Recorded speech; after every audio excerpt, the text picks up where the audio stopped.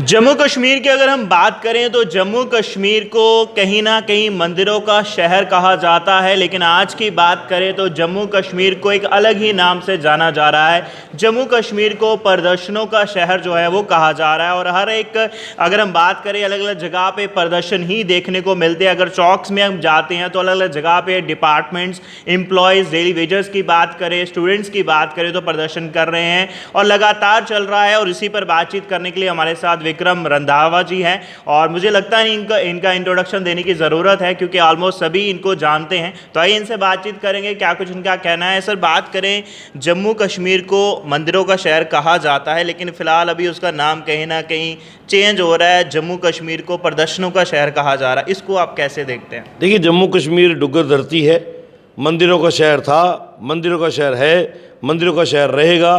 किसी में इतनी ज़रूरत नहीं है कि जम्मू कश्मीर का, खास करके जम्मू का नाम बदलने की हिम्मत करे। अलबत्ता परिस्थितियाँ कुछ ऐसी बन चुकी हैं, अलग अलग विभाग के अंदर कहीं पुराने ज़ख्म हैं, उनको लेकर कहीं धरने प्रदर्शन चल रहे हैं, कहीं डिमांड्स हो रही हैं और उनका भी समाधान है। ऐसा नहीं कि उनका समाधान नहीं है, उनकी डिमांडें जो है जायज़ है, एक भी डिमांड नाजायज़ नहीं है। डेली वेजर कुछ भी ऐसा नहीं मांग रहे जो नहीं मिल सकता है। लेकिन अब केंद्र की सरकार आहिस्ता आहिस्ता आहिस्ता पुराने जख्मों को ठीक कर रही है। 1975-47 में आप लेके चलिए, 75 वर्ष पुराना वो धारा 370 वाला जो जख्म था उसको 5 अगस्त 2019 को धो डाला। 1961 से लेकर 2022 तक महाराजा हरि सिंह जी के जन्मदिन की छुट्टी का इंतज़ार करना पड़ता है, संघर्ष करना पड़ता है और 23 सितंबर 2022 का वो ऐतिहासिक दिन कैलेंडर में आ जाता है कि जम्मू कश्मीर में, खाली जम्मू में नहीं, पूरे जम्मू कश्मीर में छुट्टी हुई है। कश्मीर के लोगों ने भी छुट्टी मनाई। जो लोग कहते थे नहीं कश्मीर में इसका विरोध होगा, छुट्टी तो उन्होंने मनाई सबने। जी, एक बहुत अच्छी बात सर आपने कही, 370 का एक जख्म था वो ठीक हो गया।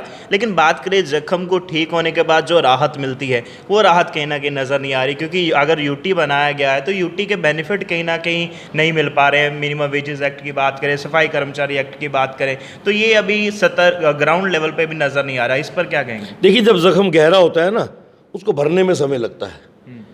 पहले उसके स्टिचेस लगाए जाते हैं, बैंडेजेस होती हैं लगातार, फिर जब जख्म ठीक हो चुका होता है तो उसका निशान रह जाता है, फिर उसको निशान मिटाने के लिए भी दवाई लगाई जाती है। तो ये समझ लिए अभी निशान रह चुके हैं, जख्म भर गया है, अब सिर्फ निशान रह गए हैं। और सुनिश्चित तौर पर केंद्र सरकार के पास बहुत अच्छी मरहम पट्टी है, ये निशान भी मिट जाएंगे। हर समस्या का समाधान आदरणीय प्रधानमंत्री जी नरेंद्र मोदी जी, आदरणीय गृह मंत्री अमित शाह जी के पास है। जम्मू कश्मीर एक विकासशील राज्य बने, उसका सैकड़ों कामों से हम उदाहरण दे सकते हैं। आज जम्मू की सड़कें देखिए, आज फ्लाईओवरों का निर्माण देखिए, आज एम्स की गतिशील देखिए। एम्स का दिन को तो काम होते देखते हैं, रात को कभी आप उस सड़क से निकलेंगे आपको लगेगा जैसे चांदनी चौक है। इतनी बेहतरीन तरीके से काम चल रहा है और इतनी वार फुटिंग पे काम चल रहा है। ये मोदी है तो मुमकिन है। आज लोगों को महसूस हो रहा है कि धारा 370 हटने के बाद क्या फ़र्क आया, और सबसे बड़ा फ़र्क जो आ गया वो कैलेंडर की तारीखें बदल गई। 13 जुलाई ख़त्म हो गई, 26 अक्टूबर आ गई जी और 23 सितंबर आ गई।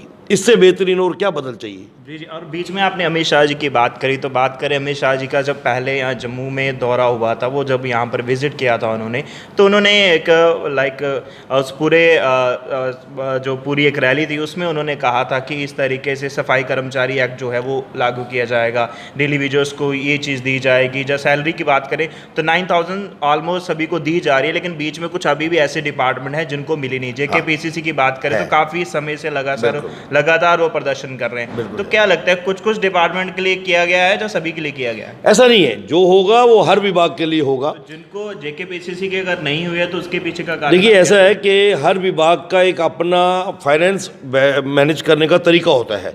JKPCC के पास अपने एक सोर्स है, उन्होंने वहाँ से देना है, और बाकी विभाग के अपने सोर्स होते हैं, लेकिन जो पॉलिसी है वो सब पे लागू होती है। अलबत्ता मैं आपको ये बताऊं कि आदरणीय गृह मंत्री श्रीमान अमित शाह जी, जिनको हम वर्तमान युग का लौह पुरुष मानते हैं, उनका जम्मू कश्मीर के साथ विशेष लगाव है। और ये आपको यकीनन हो गया कि मई 2019 में वो देश के गृह मंत्री बनते हैं और 4 महीने के अंदर अंदर, ज़्यादा दूर नहीं, जून, जुलाई और 5 अगस्त 2019, इन 3-4 महीनों में जो काम नामुमकिन था, दुनिया के अंदर कहा जाता था 370 हटाई नहीं जा सकती, दुनिया की कोई ताकत आ जाएगी। फारूक अब्दुल्ला कहता था नरेंद्र मोदी 10 बार प्रधानमंत्री बन ले, धारा 370 को नहीं हटा सकता। गुलाम नबी आज़ाद साहब भी कहते थे कोई भी सरकार आ जाए 370 नहीं हट सकती। मैडम तो कुछ और ही कहती थी, आज मैडम कहती है कंधा उठाने वाला कोई नहीं होगा, आज मुझे लग रहा है मैडम को कंधा उठाने वाला कोई नहीं दिख रहा है। इतने नाजुक हालात बन चुके थे। लेकिन आदरणीय गृह मंत्री अमित शाह जी ने माइन्यूटली पेपर वर्क करके, ऐसा नहीं हुआ है कि एकदम हो गया, उसको पूरा स्टडी करके नीचे तक कि जम्मू कश्मीर का जो संविधान है वो क्या कहता है, भारत का संविधान क्या कहता है कि कल को हमें किसी मुश्किल में ना पड़ जाए और बिल्कुल जो काम हो पक्का काम हो। वो 5 अगस्त 2019 का ऐतिहासिक दिन जब देश के मंदिर लोकसभा और राज्यसभा के अंदर वो कानून पास हुआ, ये परिवर्तन है। बाकी मैं आपको यकीनन कह सकता हूँ कि आदरणीय गृह मंत्री जी की कथनी और करनी में रत्ती भर भी फर्क नहीं पड़ता है। वो अपनी आंखों से किसी को प्यार से अगर देख लेते हैं तो अपने दिल में उतार लेते हैं। ये तो काम है, ये तो कुछ भी नहीं है। और यकीनन है जम्मू कश्मीर के हर परिवार की वो चिंता कर रहे हैं आदरणीय प्रधानमंत्री जी की तरह। और हर समस्या का समाधान जो है केवल मात्र इसी केंद्र की सरकार के पास है। हमारे ऑनरेबल एलजी मनोज सिन्हा साहब सब चिंताओं को लेकर केंद्र के साथ चर्चा में रहते हैं और स्टेप बाय स्टेप सारे काम ठीक से हो जाएंगे। जी, बात करें अमित शाह जी फिर दोबारा जो है वो विजिट करने वाले हैं, तो इस बार उनके पिटारे में क्या कुछ है जम्मू कश्मीर के लोगों के लिए, क्या कहेंगे? देखिए, मुझे लगता है कि गृह मंत्री जी का ये अभी जो 2 दिन का टूर है, ये मुझे लगता है लाभार्थी हैं या भाग्यशाली हैं हमारे रजौरी पुंछ इलाके के लोग या फिर कश्मीर के अंदर बारामूला क्षेत्र के लोग कि वर्तमान युग के लोह पुरुष उनके क्षेत्र में आ रहे हैं। नहीं तो कश्मीर के सेंटर में या जम्मू के सेंटर में बड़ी रैली को एड्रेस किया जाता था और ये लोग कुछ गाड़ियों में बैठ के आते थे। आज जम्मू के लोग रजौरी जाना चाहते हैं कि हम वहाँ जाके सुनेंगे कि देश के गृह मंत्री क्या कहेंगे। अलबत्ता इतना मुझे यकीनन है वो आएंगे तो कुछ ना कुछ दे के ही जाएंगे। जी। और सर बात करें, जब भी हम 370 को लेकर खासकर किसी पॉलिटिकल लीडर से हम बातचीत करते हैं तो लोगों का बहुत ज़्यादा कमेंट जो है वो रहता है कि 370 हट गई है, क्या बेनिफिट उसका मिल पाया? तो मैं चाहूँगा कोई 4 या 5 बेनिफिट ज़रूर आप हमारे दर्शकों तक शेयर करें। देखिए, सबसे बड़ा बेनिफिट कश्मीर का लाल चौक, आज वो तिरंगा चौक बन गया। उससे बड़ा बेनिफिट कहाँ चले गए वो पत्थरबाज, उससे बड़ा बेनिफिट कहाँ गए वो इमारतें, कहाँ गए वो मंजिलें, यहाँ पर वो पत्थरों का पाठ पढ़ाया जाता था और उनको पत्थर वाले किए जाते थे। कहाँ गए वो जो पाकिस्तान का झंडा चलाते थे? आज कश्मीर विकास के रास्ते पे है। 2019 से लेकर 2022 के बीच में हालांकि कोरोना अपनी चरम सीमा पे था, उसके बावजूद भी जो आपने देखा 2022 में टूरिस्ट कश्मीर के अंदर आया, देश भर से टूरिस्ट नहीं, विदेशी टूरिस्ट, कश्मीर का व्यापारी गदगद हो गया कि भाई इतना बिजनेस भी हमें मिल सकता है। जो होटल शायद कभी पूरा साल नहीं लगते थे, वो होटल भी अपने पूरे यौवन पे थे और उनका अपने काम देखा। ये परिवर्तन होता है। अलबत्ता 70-75 साल पुराना वो एक टाइम था, उसको हटाया है। अब आने वाले समय में देखिएगा जम्मू कश्मीर एक विकासशील यूटी राज्य बन के जम्मू कश्मीर का हर नागरिक अपने आप को भारतीय कहलाने पे गर्व महसूस करेगा। जी, काबिल तारीफ है सर। लाल चौक पे झंडा फहराया है, तिरंगा, वेरी अप्रिशिएबल है। टूरिज़्म आ रहा है, वो भी एक अप्रिशिएबल है। बात करें 370 हटाने से पहले कहा गया था युवाओं को नौकरी दी जाएगी, इतनी जॉब्स आ रही हैं, ये नौकरी आ रही है, वहाँ से नौकरी आ रही है, लेकिन ऐसा कुछ अभी नज़र नहीं आया। जिनको दी जा रही है वो भी उनसे छीनी जा रही है, उल्टा उसमें स्कैम्स निकल कर आ रहे हैं। यूथ CBI इंक्वायरी की मांग कर रहे हैं कि कुछ हो रहा है, इसको क्या कैसे देखते हैं? देखिए, उसमें क्या है कि अभी क्योंकि LG एडमिनिस्ट्रेशन है, जैसे आप कह रहे हैं SI की एग्ज़ाम के ऊपर जो स्कैम हुआ था, आप देखिए ट्रांसपेरेंसी कितनी, 24 घंटे के अंदर अंदर उसकी इन्वेस्टिगेशन बैठती है। और आज दूध का दूध पानी का पानी हो रहा है ना। ठीक है, इसमें कुछ लोग ऐसे भी होंगे जो बेचारे अपने हक के साथ आगे बढ़ रहे होंगे, उनको भी विराम लग गया होगा। होता है ऐसा, 4 चोरों को ऊपर कार्रवाई करने के लिए 2 शरीफ भी साथ में पिस जाते हैं, ये होता है। लेकिन ये यकीनन है कि LG एडमिनिस्ट्रेशन ट्रांसपेरेंसी लाने के लिए पूरी तरह से कार्यरत है, काम करके दिखाएगी और आपको बदल दिखेगा। अलबत्ता बड़ी कंपनियां, बड़ा तकरीबन लग रहा है कि 50,000 करोड़ रुपए की बाहर से इन्वेस्टमेंट जम्मू कश्मीर में आ रही है। जब बाहर से इन्वेस्टमेंट आएंगी, बड़े बड़े मॉल्स बनेंगे। आज कश्मीर के अंदर थिएटर चालू हो गया, ये कितनी बड़ी उपलब्धि है। कश्मीर का नौजवान, उसको जम्मू के सिनेमाघरों में आके पिक्चर देखनी पड़ती थी, आज कश्मीर के अंदर थिएटर शुरू हो गया। क्या ये फर्क नहीं है कि धारा 370 हटाने के बाद? चीज़ है सर, यहाँ पे जब थिएटर्स की बात चलती है, और बहुत बार मैंने भी देखा है, और जब हम वीडियोस रिकॉर्ड करते हैं, लाइव सेशन चल रहा है, तो लोगों के कमेंट सेक्शन थोड़ा मैं ध्यान देता हूँ उसके ऊपर, देना चाहिए। तो लोगों का ध्यान आता है कि हमें थिएटर तो दे दिया, सिनेमा दे दिया, मूवीज दिखा रहे हो, बहुत अच्छी बात है, हमें नौकरी भी तो दो। तो उस थिएटर में जो लोग काम करेंगे वो जम्मू से थोड़ी जाएंगे।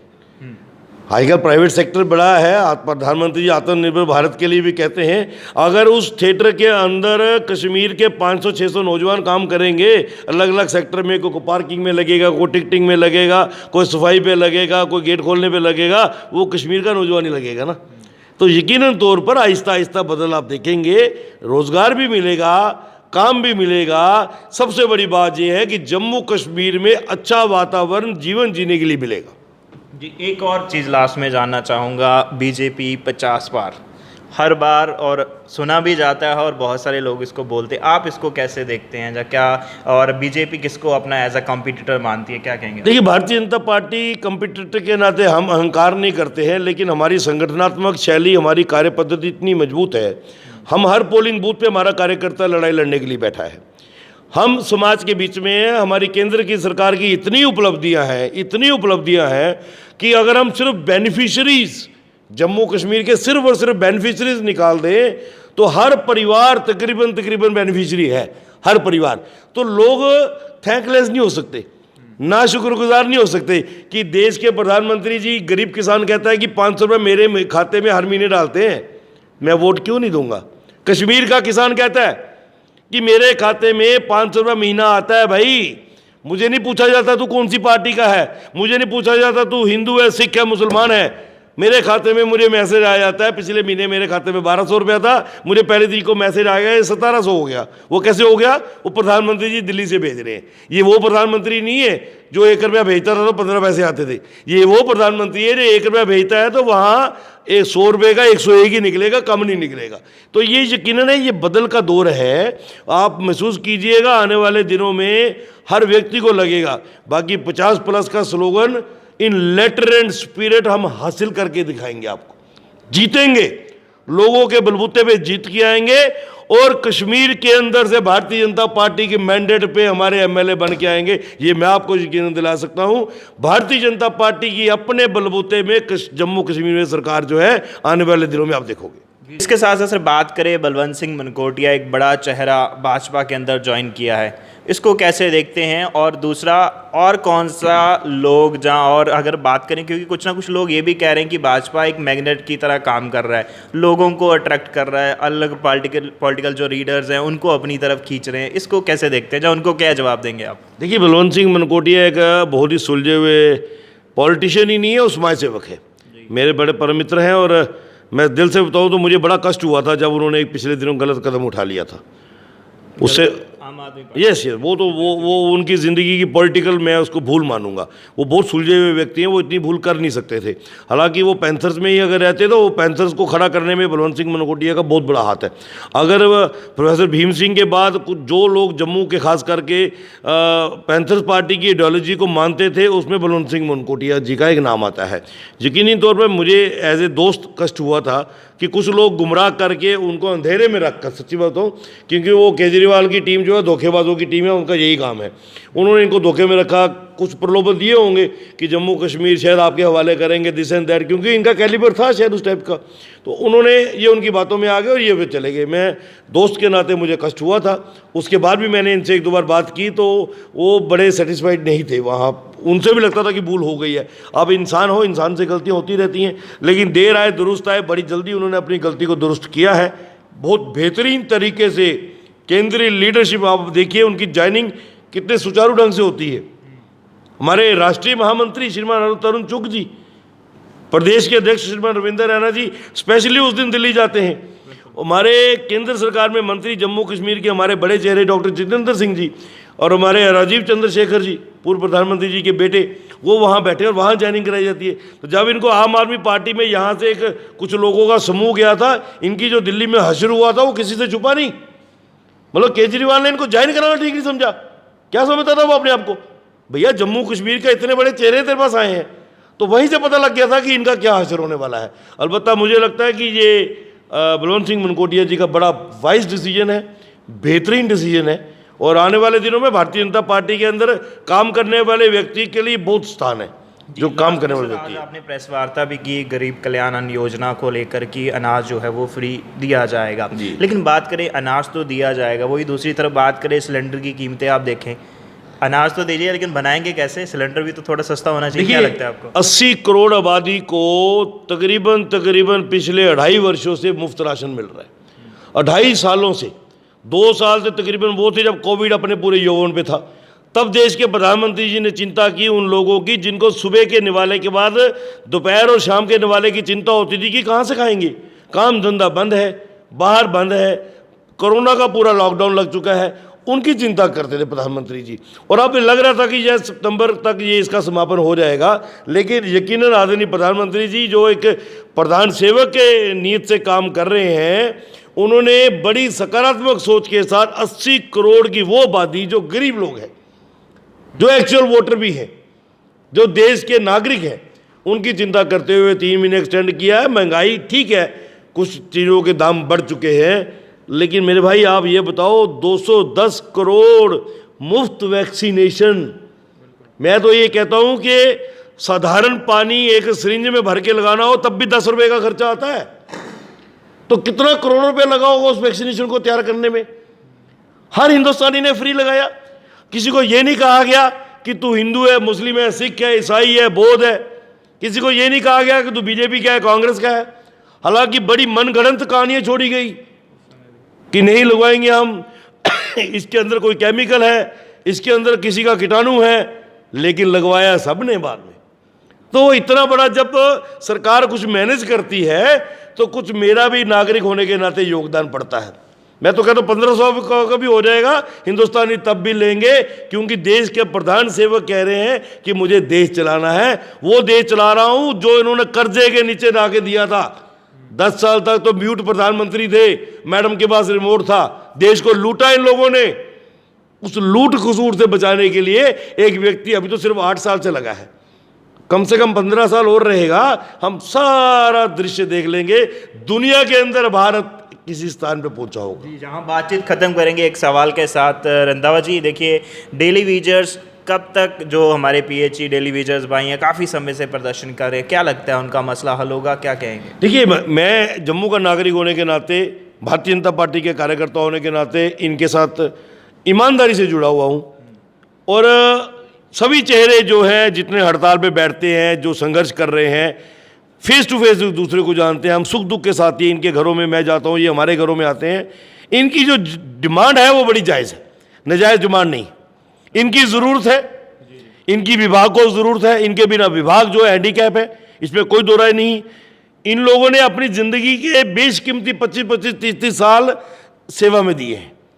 मुझे लगता है कि एलजी एडमिनिस्ट्रेशन भी गंभीरता से सोच रही है, केंद्र सरकार का भी पूरा मन है कि इनकी जो मिनिमम डिमांड भी है उसको एक को पूरा कर लो, उसके बाद जब सरकार में आएंगे तो इनके फेज मैनर में इनको जिस तरीके से रेगुलाइज कर सकते हैं वो करेंगे। अलबत्ता मैं आपके माध्यम से इनको कह देना चाहता हूँ कि आपका समाधान अगर है तो केवल मात्र नरेंद्र मोदी जी, अमित शाह जी, जेपी नड्डा जी और रविंद्र रैना जी के पास है, और किसी के पास भी आपको जाने की ज़रूरत नहीं है। किसी को भी अपने प्लेटफॉर्म का हीरो मत बनने दीजिए। आप अपनी लड़ाई खुद लड़ रहे हो, आपकी लड़ाई का समाधान हमारे पास है, इसका समाधान होके रहेगा। चलिए, बहुत बहुत शुक्रिया रंधावा सर अपना समय देने के लिए। तो ये थे हमारे साथ विक्रम सिंह रंधावा जी, जिनसे हमने बातचीत करी जम्मू कश्मीर के अलग अलग मुद्दों को लेकर, और अपने इन्होंने विचार रखे। और ये कन्वर्सेशन आपको कैसा लगा, आप अपनी राय जो है कमेंट सेक्शन में ज़रूर रखिएगा। फिलहाल के लिए इतना ही। जुड़ रहे हैं आप सच न्यूज़ नेटवर्क के साथ। नमस्कार।